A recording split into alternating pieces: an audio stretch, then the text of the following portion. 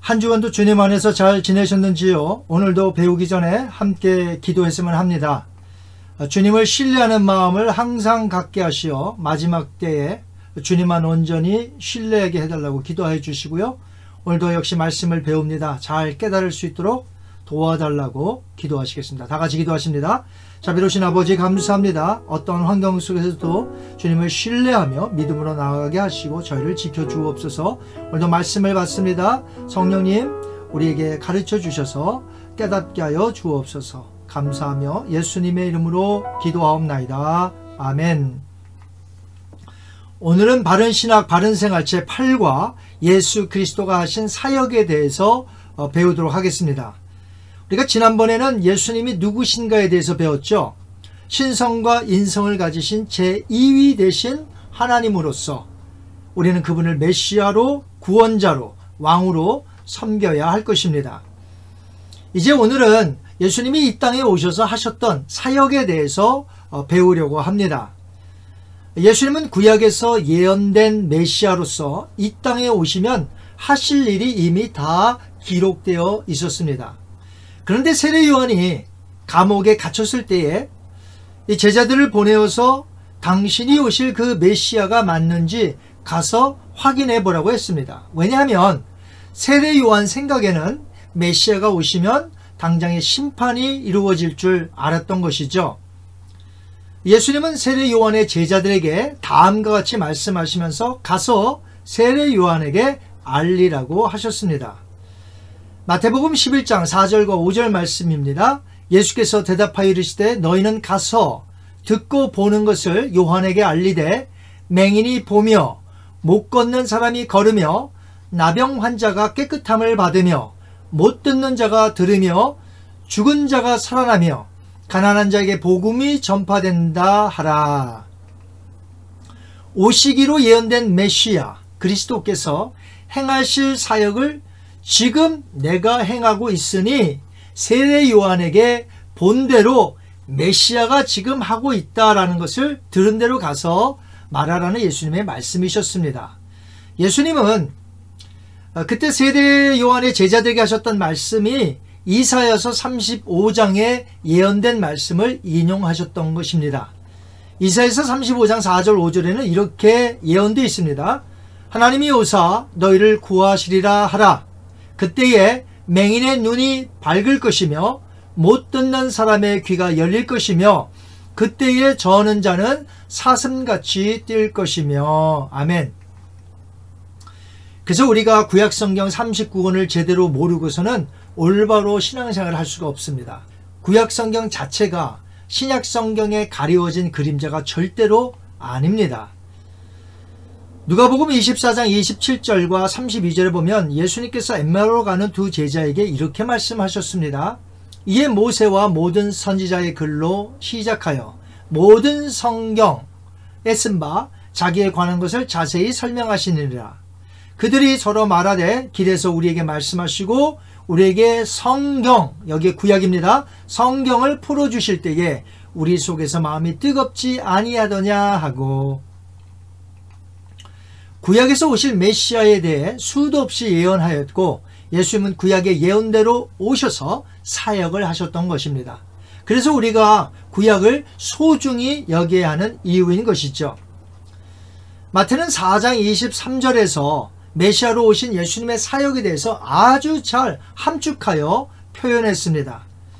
마태복음 4장 23절에 보니까 예수께서 온 갈릴리에 두루 다니사 그들의 회당에서 teaching 가르치시며 천국 복음을 preaching 전파하시며 백성 중에 모든 병과 모든 약한 것을 healing 고치시니 그의 소문이 온 수리아에 퍼진지라. 아멘.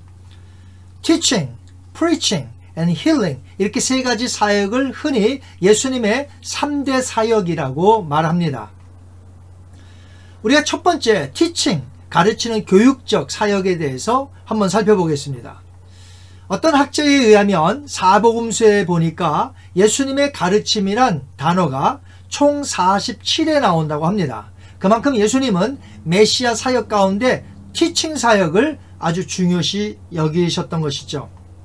예수님은 제자들을 불러서 같이 다니시며 항상 가르치셨고 유대인들의 회당에 자주 가셔서 구약 성경의 의미를 가르쳐 주셨습니다. 그 당시에 두루마리 성경들을 펴서 이 구약의 성경을 풀어 주셨다는 것이죠. 마가복음 1장 21절에 보니까 그들이 가버나움에 들어가니라. 예수께서 곧 안식일에 회당에 들어가 티칭 가르치시매. 가는 곳마다 모인 사람들을 가르치실 때 사람들은 예수님의 가르침을 듣고 깜짝 놀랐습니다. 그렇게 구약 성경을 권세 있게 확실하게 가르친 랍비들이 없었기 때문이지요. 마가복음 1장 22절에 보니까 뭇사람이 그의 교훈에 놀라니 이는 그가 티칭 가르치시는 것이 권위 있는 자와 같고 서기관들과 같지 아니함이로라. 티칭 가르침이란 성경을 쉽게 풀어서요 강화하며 실천적인 교훈을 주는 것을 나타냅니다. 예수님은 공생의 3년 동안 구약 성경을 가르치시는 일에 집중하셨습니다. 특별히 3년간 12제자를 가르치시며 훈련하는데 온 힘을 쏟으셨지요. 그래서 예수님은 승천하실 때 지상 명령을 주시면서 모든 민족을 제자로 삼아 가르치라고 명령하셨던 것입니다. 마태복음 28장 19절 20절에 보니까 그러므로 너희는 가서 모든 민족을 제자로 삼아 아버지와 아들과 성령의 이름으로 세례를 베풀고 내가 너에게 분부한 모든 것을 티칭 가르쳐 지키게 하라. 그러므로 티칭은 메시아로서 아주 중요한 예수님의 사역이셨습니다. 두 번째 예수님의 사역은 프리칭 전파하시는 사역이셨습니다. 예수님께서 전파하신 내용은 무엇일까요? 하나님의 나라, The Kingdom of God, 하나님의 나라였습니다. 마태복음 4장 17절에 보니까 이때로부터 예수께서 비로소 preaching, 전파하여 이르시되 회개하라, 천국이 가까이 왔느니라 하시더라. 아멘. 예수님이 오심으로 하나님의 나라가 시작되었기에 예수님은 천국 복음을 가는 곳마다 전파하셨던 것입니다. 예수님은 70인 제자단을 세우시고 당신이 가시려는 각 동네와 각 지역으로 둘씩 짝을 지어 앞서 파송하시면서 하나님의 나라를 전파하라고 명하셨습니다. 헬라어로 전파한다는 단어는 어떤 메시지를 공적인 자리에서 공개적으로 선포하는 것을 나타내는 동사입니다. 다시 말해서 preaching, 전파는 하나님의 나라를 선포하는 것으로서 천국 복음을 들어야 할 필요성이 절실한 자들에게 회개와 복음 수용의 메시지를 선포하는 것이죠. 예수님께서 갈릴리 지역을 두루 다니셨다고 성경 기자들은 기록하고 있는데 잃어버린 양 한 마리라도 찾으시려는 그 목자의 열정, 그 모습을 볼 수가 있습니다.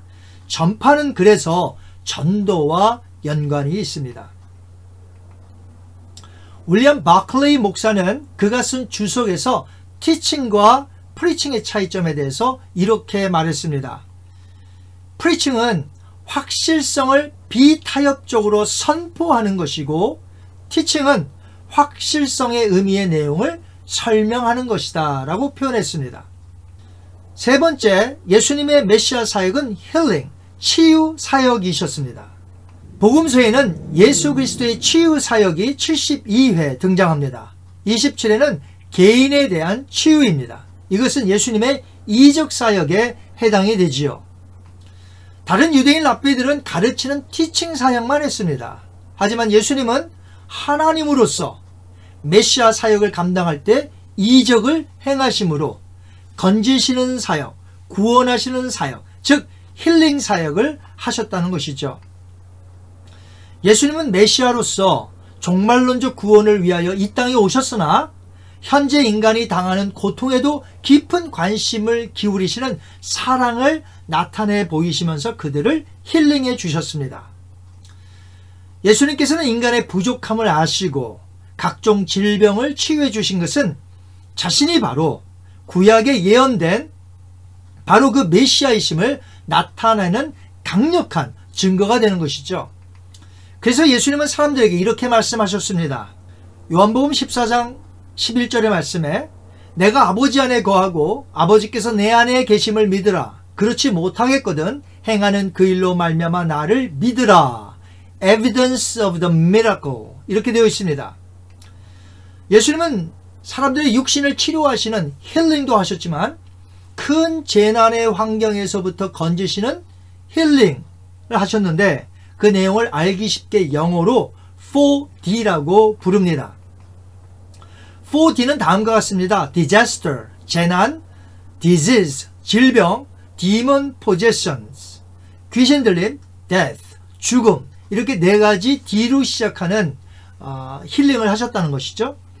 예수님은 성난 갈릴리 바다에서 두려워했던 제자들에게 그 바다를 잠잠케 하심으로 그들의 위험한 환경에서 힐링해 주셨습니다. 구원해 주신 것이죠. 이 디제스터에서 말이죠. 예수님은 당신 자신에게 찾아온 각종 질병 걸린 자, disease, 이 질병 걸린 자들을 불쌍히 여기사 전부 다 힐링, 고쳐주셨습니다. 예수님은 귀신 들린 자, demon possessions, 힐링해 주셔서 귀신들을 전부 내쫓아내셨습니다. 예수님은 그의 권능으로 죽은 자, death, 이 죽은 자들을 힐링, 치유하심으로 살아나게 해주셨습니다. 회당장 야이로의 딸, 나인성 과부의 아들, 베다니의 나사로를 살려주셨습니다. 이렇게 예수님은 메시아로서의 3대 사역을 하셨지만 우리 위에 오신 궁극적인 사역, 아주 중요한 사역이 하나 있었죠. 그것은 구약에서 예언되었듯이 하나님의 어린 양으로서 인류의 대속의 희생제물이 되어 나무 십자가에서 죽는 일이었습니다.